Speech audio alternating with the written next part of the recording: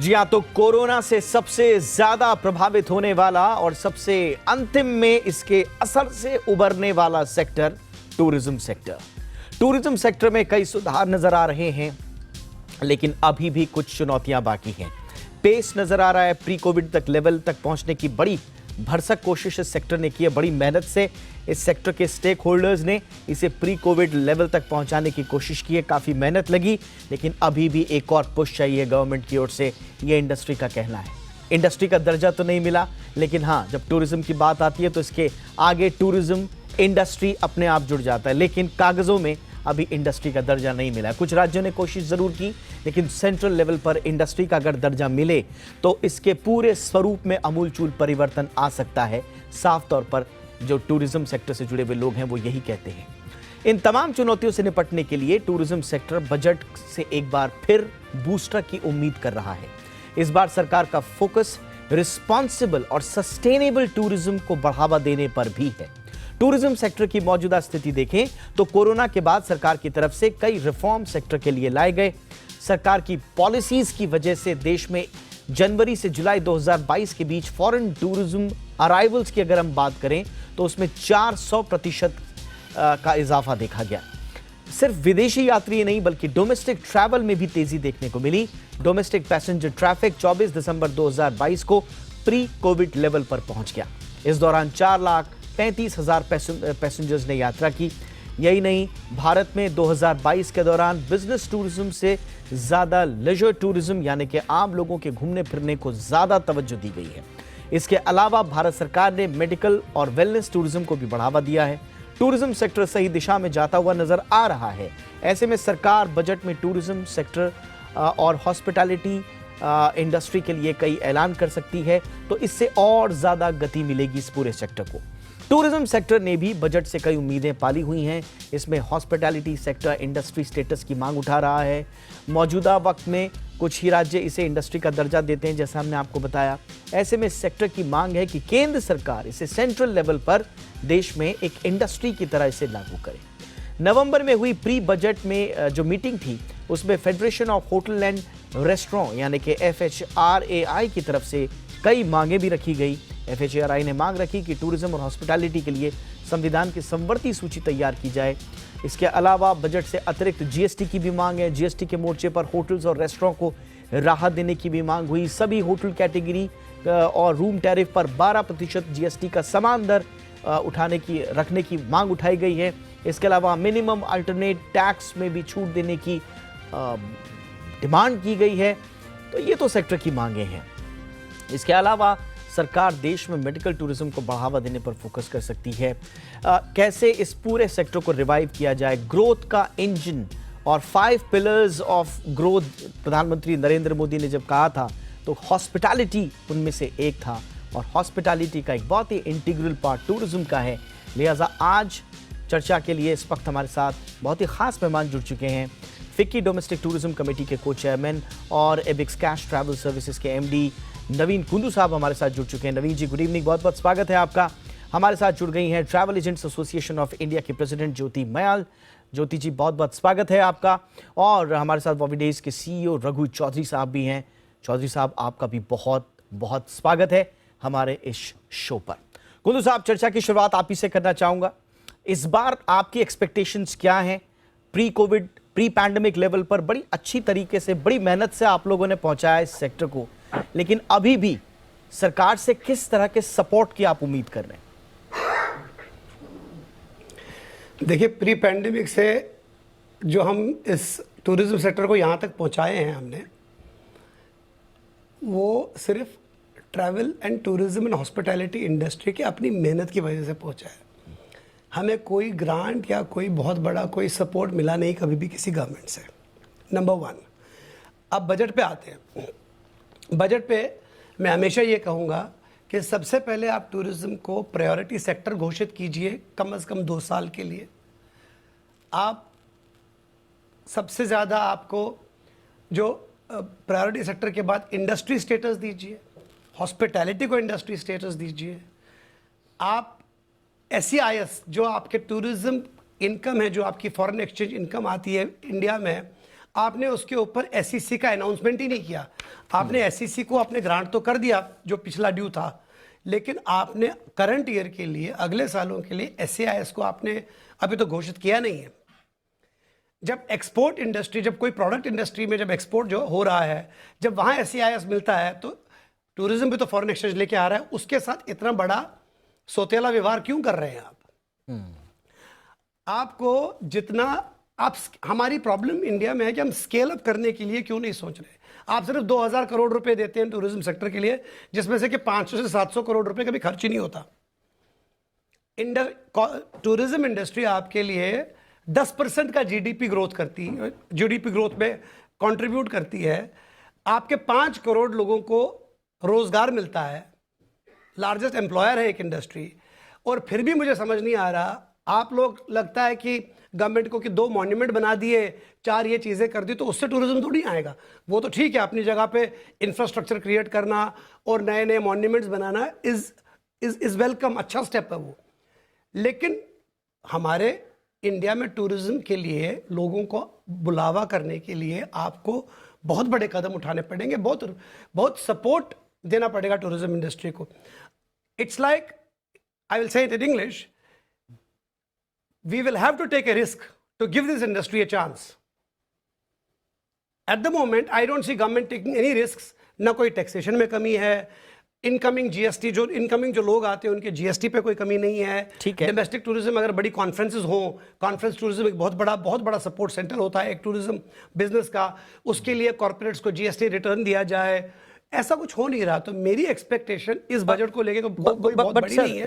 But मैं कह रहा हूं 2 या 3 चीजें तो कर लें इस बार। ठीक है सर, आपकी जो प्राइम डिमांड है वो एक तो इंडस्ट्री का दर्जा दिया जाए, uniform, basically uniform industry status across the country मिले, कुछ स्टैंड अलोन केसेस ना रहें। इसके अलावा जो अब long term and declare it as a priority sector आप डिक्लेयर करें, कुल मिला के आप ये कहना चाहते हैं। लेकिन चौधरी साहब, गवर्नमेंट का ये भी कहना है कि भाई जब पैंडेमिक आया था तो हम आपके साथ खड़े थे, हमने आपके लिए ECLGS स्कीम लेकर आए, उसमें आपको कोशिश करी, हमने आपको EPCG जो स्कीम है वो हम लेकर आए थे, अभी आप कह रहे हैं कि उसको कंटिन्यू किया जाए। तो सरकार तो कहती रहती है कि भाई कागजों में तो हमने आपके लिए बड़ा काम किया है, और दूसरा हम ओवरऑल जो हॉस्पिटैलिटी है इंडस्ट्री उसको प्रमोट करने के लिए अपने स्तर से भी हम वर्ड ऑफ माउथ कर रहे हैं, खुद ब्रांडिंग, प्रधानमंत्री Narendra Modi Indian tourism sector के खुद ब्रांड एम्बेसडर बने हुए हैं। तो सरकार तो कहती है साहब हम तो कर रहे हैं आपके लिए, इसके बावजूद क्या रह गया है जो करना बाकी है सर? जी, सबसे पहले नमस्कार आप सभी दर्शकों के लिए। आप जो मुद्दा उठाया बहुत बेहतरीन मुद्दा उठाया। अगर सरकार की तरफ से आपको ये पैंडेमिक के बाद आप जो बोला मोरल सपोर्ट जरूर मिला है, जो मेरा को पैनलिस्ट जो बात किया हुआ है, बहुत सारी चीजें इस पे फोकस नहीं किया सरकार ने। मोरल सपोर्ट जरूर है, जैसा प्रधानमंत्री जी मोदी जी खुद ही ब्रांड एम्बेसडर बना, बाहर जाके हर एक देश में जब जाते वो चलो इंडिया का नारा देते रहा। बट मोरल सपोर्ट से ज्यादा कुछ टेक्निकल और एडमिनिस्ट्रेशन सपोर्ट का भी बहुत जरूरी है ये इंडस्ट्री में लेके आने के लिए। क्योंकि अगर पैंडेमिक से पहले अगर आप देखेंगे जीडीपी में, टोटल जीडीपी में हमारा जो टूरिज्म का जो दर रेशियो रहा है कम से कम 9.4% रहा है 2018 और 19 का जो कैलकुलेशन के हिसाब से। जो टूरिज्म का, इंडियन टूरिज्म का दर रेशियो है लगभग 9.7% है। अगर पैंडेमिक नहीं आया होता, ये दर रेशियो क्रॉस करके ऑलमोस्ट 11% 12% होने का चांसेस भी था। बट और डायरेक्टली और indirectly tourism industry, we are the largest employment creator in this industry, India particularly. जो भारत डायरेक्टली या इनडायरेक्टली लार्जेस्ट एम्प्लॉयमेंट क्रिएट कर रहा है। इस सेक्टर को खाली सिर्फ मोरल सपोर्ट देने से डेफिनेटली ये तो बनता है, बट इससे अलावा भी आपको टेक्निकल सपोर्ट और फाइनेंशियल सपोर्ट और ब्रांडिंग और इस इंडस्ट्री में जो भी जुड़े हैं टूरिज्म और हॉस्पिटैलिटी इंडस्ट्री में डायरेक्टली और इनडायरेक्टली, उनके लिए कुछ बेनिफिट देना भी बहुत जरूरी है। ताकि वो नहीं करते हुए टूरिज्म इंडस्ट्री में आप इंटरनेशनल ट्रैवलर को अभी पैंडेमिक का समय ही आपने एक TCS का और एक बोझ लेके सो अगर आपके माध्यम से अगर हम सरकार से मांग करते हैं तो ये जो इंटरनेशनल ट्रैवलर के लिए बहुत बड़ा ये है कि 5% जो TCS एडिशनल GST को छोड़ के तो एडिशनल 5% TCS जो है अगर हम मांग करते हैं कि तो इस चीज पे थोड़ा ध्यान दे, आप थोड़ा इस समय अगर घूमना चाहते हैं, 3 साल कोई लोग अभी ऑलराइट सर। घूम नहीं सका, और इसमें अगर आप ध्यान दिया तो बहुत बड़ा बेनिफिट रहेगा। उसके अलावा भी जैसे वापस अगर टूरिज्म डिपार्टमेंट का, हमारे देश का टूरिज्म का जो दर रेशियो है, अगर जीडीपी के हिसाब से हमारा जो वर्ल्ड का, विश्व का नंबर 1 बन सकता है टूरिज्म का जो जीडीपी, और टूरिज्म का जो डायरेक्ट और इनडायरेक्ट जो एम्प्लॉयमेंट भी इस चीज में बहुत बड़ा चेंजेस ला सकते हैं हम लोग। विश्व में नंबर 1 बन सकता है, पूरा विश्व में हम सप्लाई कर सकता है टूरिज्म के जरिए, हॉस्पिटैलिटी के बिल्कुल सर। जरिए, मैन पावर को पूरे विश्व में हम सप्लाई कर सकते हैं। तो नंबर एब्सोल्युटली। 1 बन सकता है इसमें। इस चीज एब्सोल्युटली। में बहुत बड़ा और आपको इस पे कोई फोकस शक नहीं करने है, की जरूरत है। एक बड़े सेक्टर के रूप में जो जो एक जॉब प्रोवाइडर सेक्टर है वो तो है ही, इसके अलावा इसमें और पोटेंशियल भी है। एग्रीकल्चर जो जितना जॉब दे रहा है उसको भी सरपास कर सकता है hospitality, travel and tourism sector, अगर उसको प्रॉपर पुश मिले गवर्नमेंट की ओर से। ये बार बार बात इंडस्ट्री सेक्टर की ओर से कही जाती रही है। ज्योति मयाल जी, क्योंकि अब ट्रैवल एजेंट्स की हम बात कर रहे हैं, क्या वो लोग भी कुछ एक्सपेक्ट कर रहे हैं? क्योंकि न सिर्फ इंटीग्रल पार्ट हैं इस पूरे हॉस्पिटैलिटी इकोसिस्टम का, बल्कि मैं तो कहूँगा कि बैकबोन भी है हमारे ट्रैवल एजेंट्स जो हैं। तो उनके उनके मन में क्या चल रहा है, क्या एक्सपेक्ट कर रहे हैं वो बजट से? यहाँ पर ये हम हर साल करते हैं और हम अपनी विश और डिमांड्स और अपना एक सपना लेकर आते हैं आपके चैनल पर हर बारी हमें कुछ मिलता नहीं है, हम बहुत डिसअपॉइंट होके जाते हैं, पर हम फिर से बोलने के लिए हमेशा तैयार रहते हैं। सो व्हाट नवीन कुंडू ने बोला और अभी चौधरी साहब ने बोला, थिंग्स तो हमारी वही हैं कि हमको 100% कंकरेंट लिस्ट में आना है कि इस तरीके से हमें इंडस्ट्री स्टेटस मिले। और मैं सिर्फ हॉस्पिटैलिटी के लिए नहीं कहती, मेरे को लगता है कि ट्रैवल एजेंट्स को भी आना चाहिए इसके अंदर, एंड इंटायर इंडस्ट्री आनी चाहिए सबसे पहले तो, because it's not only about hospitality. Travel agents नहीं रहेंगे तो होटल बेचने वाला भी कोई नहीं रहेगा। So I think we need to bring this in together. हमें ये भी मालूम है कि 10% GDP, 10% employment is all based on structure. और हमारे ऑनरेबल प्राइम मिनिस्टर का तो विजन ही है टेक्नोलॉजी, टूरिज्म एंड 3 Ts उनके जो बहुत मजबूत चलते हैं। तो I think we need to focus on those things, क्योंकि जैसे कहा कि बातें तो हम लोग बहुत करते हैं पर हमें कुछ मिलता नहीं है। Now going further, I'll just say a few things that travel agents expect कर ही रहे हैं, ये कि abolishment of TCS, reduction of GST। हमें जो इनपुट क्रेडिट भी नहीं मिलता, अगर हम यहाँ से बिजनेस बॉम्बे करते हैं हमें इनपुट क्रेडिट तक नहीं मिलता है जो हम सेल करते हैं। So that is something also which is very very important. और हम लोग दुनिया के हिसाब से बिजनेस बढ़ रहा है, पर डोमेस्टिक बिजनेस बहुत ज्यादा बढ़ रहा है, इनबाउंड इतना नहीं बढ़ रहा हमारा अभी भी। इनबाउंड की फिगर्स जो आ रही हैं वो कंपैरिजन में कुछ भी नहीं है। It's 400% to what it was in Covid time, not 400% as pre Covid. So I think we need to see this thing. फिर हमारा एक सीमलेस टूरिज्म ट्रांसपोर्टेशन टैक्स, हम लोग वो एक छोटी सी चीज डिमांड कर रहे हैं कि स्टेट इंटरस्टेट हम लोग को ये मिलना चाहिए। सबसे बड़ी जो बात है, जो हम लोग कहते हैं कि हमें एक ग्लोबल फंड बनाना है टेक्नोलॉजी के, अपने टूरिज्म के लिए, कि कल को कुछ और कोविड आए तो हमारे ट्रैवल एजेंट्स कहाँ जाते हैं। And we have been working with the government for so long कि कोई NCGLT के अंडर, मिनिस्ट्री ऑफ फाइनेंस के अंडर कोई एक इमरजेंसी क्रेडिट गारंटी स्कीम निकाली है, जिससे हमारा ना एयरलाइंस हमारा पैसा मार सके, ना होटल्स हमारा पैसा मार सके, ना कोई एक ट्रैवल एजेंट दूसरे ट्रैवल एजेंट का पैसा मार सके। ये सब चीजें हम उनसे बहुत मांग रहे हैं। एक ग्लोबल फंड मांग रहे हैं, ईज ऑफ बिजनेस मांग रहे हैं, क्योंकि ये सब होने को, करने को तो बहुत कुछ है, पर जब तक ईज ऑफ बिजनेस नहीं आएगा तब तक ये टूरिज्म एक प्रॉपर फॉर्मेट में नहीं चलेगा, एक सस्टेनेबल में नहीं चलेगा। इंपॉर्टेंट पॉइंट है ईज ऑफ डूइंग बिजनेस से मुझे याद आया। कुंडू साहब, थोड़ा आप बताएं, एक अगर होटल किसी को व्यवसाय अपना शुरू करना है, जहाँ तक मुझे याद है अच्छे रेट्स पर लॉन्ग टर्म लोन्स के लिए शायद कुछ इंफ्रास्ट्रक्चर का स्टेटस देने का भी प्रावधान है, लेकिन शायद वो 200 करोड़ से ऊपर के होटल्स के लिए। अगर कोई छोटा होटल खोल रहा है तो उसके लिए क्या लोन्स जो हैं वो सही रेट्स पर नहीं मिल रहे हैं? क्या उसको लॉन्ग टर्म, क्योंकि गेस्टेशन पीरियड हम देख रहे हैं कि काफ़ी होता है, जब तक वो ब्रेक इवन पर आता है काफ़ी साल गुजर जाते हैं, वो नहीं मिल पा रहा है। एक आम आदमी जो सोचता है कि मैं अपना होटल खोलूं, उसके लिए क्या पेन पॉइंट्स हैं सर? सर सबसे पहले तो आप लोन देने की बात कर रहे हो, मैं आपको सिर्फ इतना बता दूं कि पेंडेमिक के बाद हॉस्पिटैलिटी टूरिज्म सेक्टर में जो क्रेडिट लाइंस अवेलेबल थी वो भी बैंकों ने बंद कर दी। अच्छा। क्रेडिट कार्ड कंपनीज ने क्रेडिट कार्ड देने और क्रेडिट कार्ड के लिमिट्स बंद कर दी हैं। सब लोगों ने ट्रैवल, टूरिज्म, हॉस्पिटैलिटी सेक्टर को रिस्क सेक्टर घोषित कर दिया। आप तो कह रहे हो 200 करोड़ से ऊपर को मिलता है इंफ्रास्ट्रक्चर, जो 200 करोड़ से ऊपर का देता है। क्या आप मुझे सीधी सी बात बताइए कि टूरिज्म का अगर हमें स्केल बढ़ाना है तो 200 करोड़ से ऊपर कितने होटल बनेंगे, और 2 करोड़ के और 4 करोड़ के और 10 करोड़ के होटल कितने बनेंगे? बिल्कुल सही बात। ज्यादा होटल तो 10 से 20 करोड़ के बनेंगे। आप उसको कोई सब्सिडी नहीं दे रहे हो, आप उसकी इलेक्ट्रिसिटी बिल जितनी नॉर्मल एक कमर्शियल इलेक्ट्रिसिटी बिल होती है आप उसको वो चार्ज कर रहे हो। आप उसको हॉस्पिटल, एक इंडस्ट्री उसी एरिया में एक इंडस्ट्री लगी है, उसका इलेक्ट्रिसिटी बिल 40% कम होता है बनिस्बत के जो हॉस्पिटलिटी जो अपना रिजॉर्ट चलाता है। सो मुझे नहीं समझ में आ रही, मुझे मतलब आई एम अम्यूज्ड कि इतने सालों से हम इतनी बातें कर रहे हैं टूरिज्म सेक्टर के बारे में, इतना काम हो रहा है, ऐसा क्या है, ऐसी क्या गलती कर दी है टूरिज्म सेक्टर ने कि हमारे को इतना स्टेप मदरली ट्रीटमेंट हर सरकार ने दिया, पिछले 75 साल में दिया। आई एम वेरी प्राउड कि हमारे प्राइम मिनिस्टर साहब बड़ी बड़ी बातें कर रहे हैं टूरिज्म सेक्टर के बारे में, बड़ी बहुत कुछ बोलते हैं। Tourism, talent, tradition, you know, ये all the paraphernalia about the whole country. लेकिन एक बेसिक चीज बताइए ना, क्या आप एंटरप्रेन्योर्स के हाथ में पैसा दे रहे हैं, और दे रहे हैं तो किस रेट पे दे रहे हैं?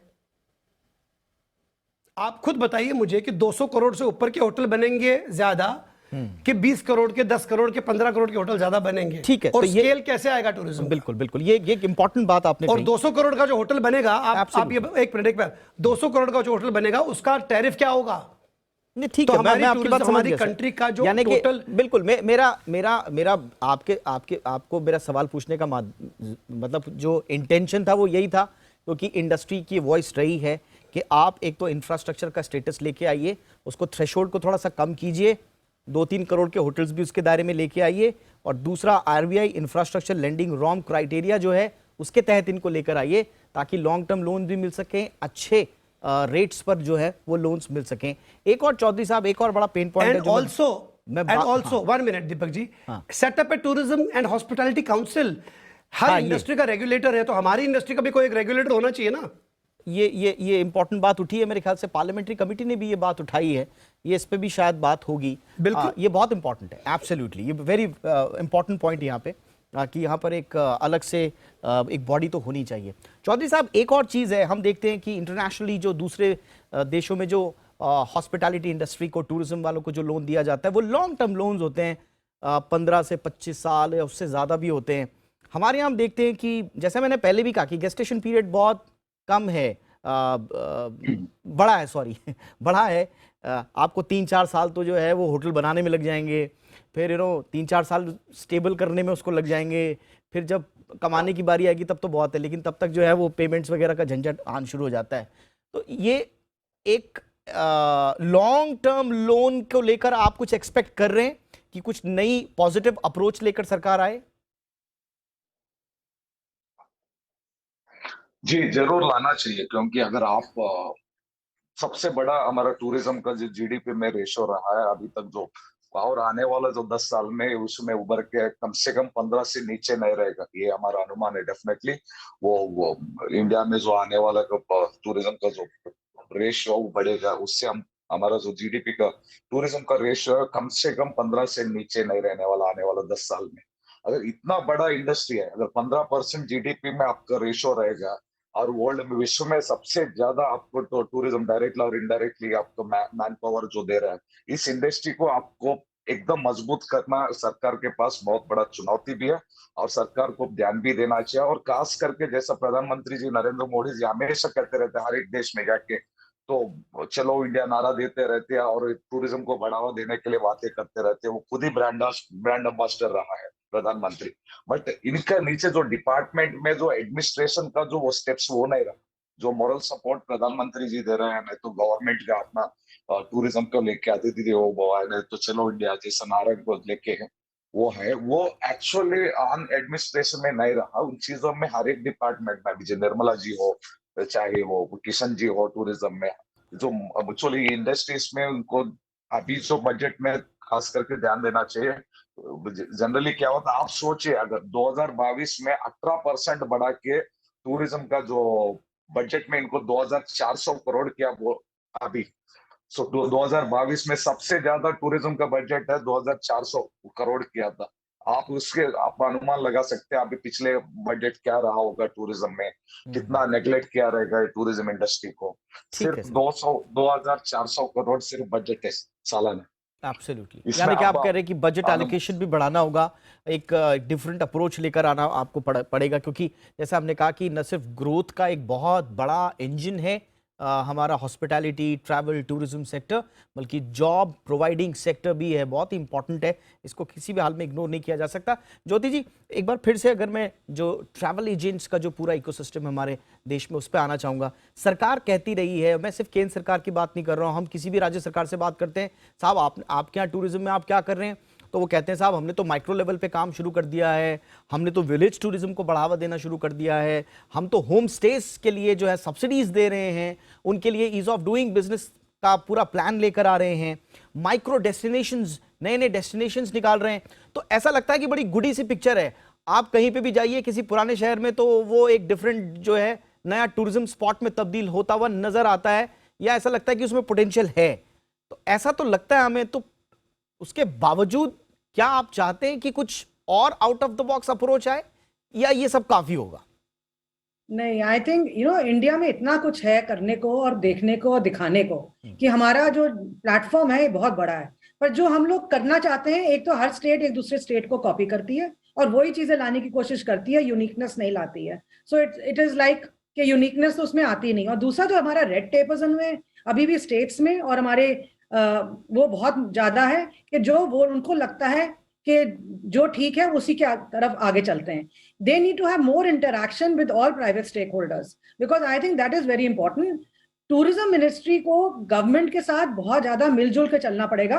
5 ट्रिलियन इकोनॉमी बन जाएगी, इंफ्रास्ट्रक्चर बन जाएगा, पर जब बेचने को कोई नहीं होगा, लोग इस इंडस्ट्री में आना नहीं चाहेंगे। You see the youth doesn't want to come into this industry. तो आप ये इंडस्ट्री वो ज्वाइन ही नहीं करना चाह रहे एज एन ऑक्यूपेशन, तो वो कौन बेचेगा उसको? तो there is no collaboration between the government and private stakeholders. मैंने, I am sorry to say that, I am saying it because I got this platform. मेरे को ये बताइए कि हमारे प्रधानमंत्री हर प्लेटफॉर्म पे हर चीज को इनॉग्रेट करने जाते हैं, कभी उन्होंने कोई ट्रैवल टूरिज्म का इनॉग्रेट किया है? कोई प्राइवेट जो हम लोग इतनी एग्जीबिशन करते हैं, कॉन्फ्रेंसेस करते हैं, कन्वेंशंस करते हैं, मैंने तो उनको आज तक कभी नहीं देखा किसी प्राइम मिनिस्टर को आज लास्ट 30 साल में अपने के कोई आके हमारे कोई प्लेटफॉर्म पे आके बात करें, not as travel tourism bodies. So what is the use of these travel tourism bodies? अभी नवीन बोल रहे थे कि हमको एक नेशनल वो चाहिए, बॉडी चाहिए। ये हम आज 3 साल से सुन रहे हैं कि बॉडी बनने वाली है, कोई बॉडी नहीं बन रही है, और जो बनेगी वो किसकी बनेगी हमें ये भी नहीं मालूम है। हो सकता है किसी कोई अच्छे लोग आए, हो सकता है कोई सिर्फ नाम के लिए आए। So it's beyond the budget में तो जो हम चीजें हैं we have to bring those because we need that from the government side. But rest I think उनको हमारे private stakeholders को छोड़ना चाहिए कि हमें पूछें कि pain points क्या हैं और बेचने के points क्या हैं. And we would actually make this into a huge economy driven tourism country, you know, because Absolutely. I think we are the best when it comes to telling them what is the best and what we have to do. यानी कि that is very important. Absolutely. देखिए काफी कुछ हुआ है, लेकिन बहुत कुछ किए जाने की आवश्यकता है। इस चर्चा में आपको यही समझ में आ रहा होगा, इंडस्ट्री की तरफ से कुछ प्री मीटिंग्स जो हुई हैं उनमें भी अपनी मांगे रखी गई हैं गवर्नमेंट को। उसमें डायरेक्ट टैक्सेस से जुड़ी हुई, कस्टम और सेंट्रल एक्साइज से जुड़ी हुई, पॉलिसी रिलेटेड इश्यूज हैं, इनडायरेक्ट टैक्सेस रिलेटेड इश्यूज हैं, सारी चीज़ें उसमें दी गई हैं। बाकी हमारे तीनों पैनलिस्ट ने बहुत ही अच्छे तरीके से अपनी बात रखी है। बहुत ही इंपॉर्टेंटली पे जो जीरो डाउन करके इश्यूज को रखा है, तो वो सब मेरे ख्याल से गवर्नमेंट को संज्ञान में लेना चाहिए। और गवर्नमेंट का भी फोकस एक ही है, हम सब का भी फोकस एक ही है, पैनल में बैठे हुए तीनों पैनलिस्ट का भी फोकस एक ही है कि इस देश का हॉस्पिटैलिटी टूरिज्म सेक्टर आगे बढ़े, उसमें अपनी अपनी भूमिका कैसे निभाई जाए, ये अब देखना होगा सरकार क्या करती है। बजट में एक्सपेक्टेशंस तो बहुत हैं। बहरहाल लंबी चर्चा रखनी थी आप लोगों के साथ, अच्छा लग रहा था बातचीत करके, बहुत सारी नई नई चीज़ें पता चल रही थी, लेकिन वक्त की कमी है। थैंक यू सो मच आप तीनों का वक्त निकालने के लिए। चौधरी साहब thank you so much, Kundu साहब आपने वक्त निकाला, thank you so much. Jyoti Mayal ma'am आपका भी बहुत बहुत शुक्रिया।